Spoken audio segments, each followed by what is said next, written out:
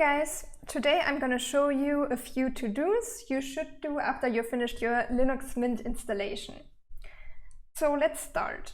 The first thing we need to do is to activate the firewall. So enter firewall and then enter your password. So to activate the firewall, click here and then it's activated. And also you can configure some rules if you want to make it more specific, but we're going to leave it like this. So next we're going to activate Timeshift.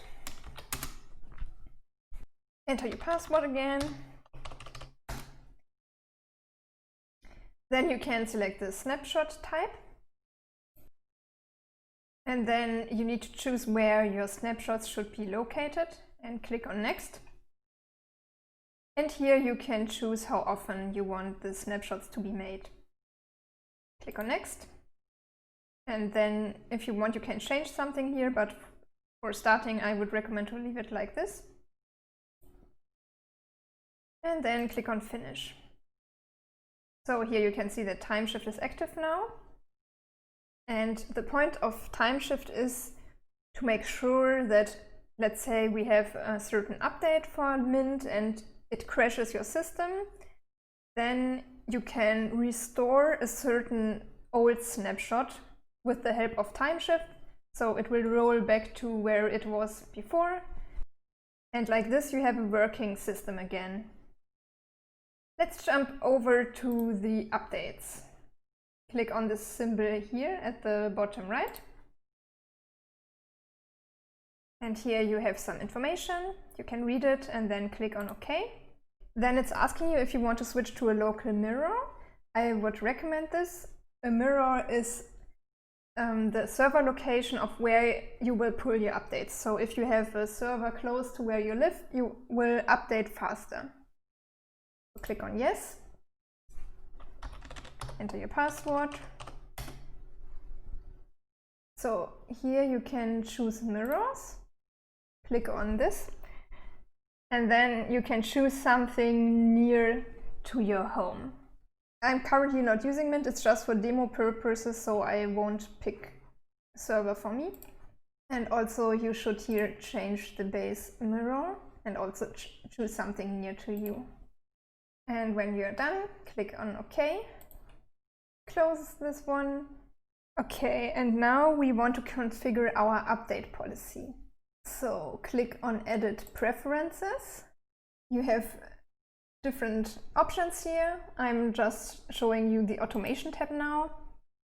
So here you can decide if you want to have updates applied automatically, then you would click here.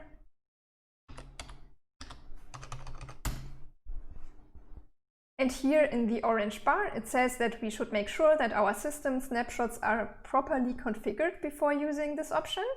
But I already showed you how we do this in Timeshift. So you can now make this green if you want automatic updates. And here you can also decide if you want automatic maintenance, meaning that obsolete kernels and dependencies are automatically removed.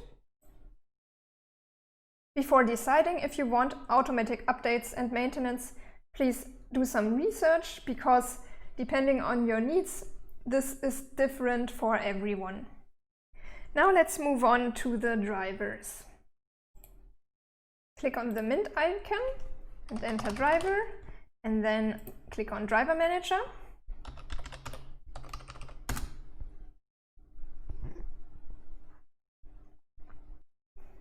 In my case, the Driver Manager is empty. That means that we don't need to add any additional drivers. So if you would need additional drivers, there would be shown something in this box and you could configure or install additional drivers needed. And the last thing I want to show you is a tool for backups.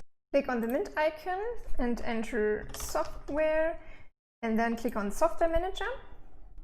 Here you can search for any software you need, and the one we want now is Deja Dup.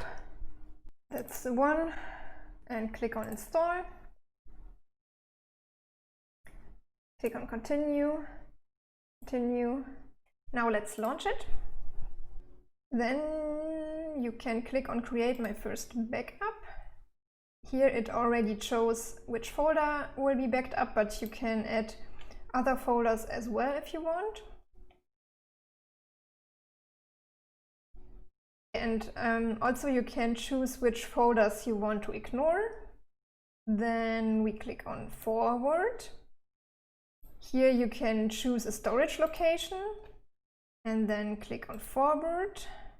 And then you can start it, but I click on Cancel now because I don't actually want to create a backup now. Then you can decide if you want an encrypted backup or a non-encrypted, and if you want an encrypted one, you need to choose a password. Yeah, and the rest is pretty self-explanatory. So here you also have the restore option, but now it's grayed out because obviously we didn't create a backup yet. Also, you have some preferences here, and here you can schedule your backups, choose your storage location, and here when you click on folders, again you can choose what you want to back up and what you want to ignore. If you have any questions, please let me know in the comment section. Thank you so much for watching and have a nice day. Bye!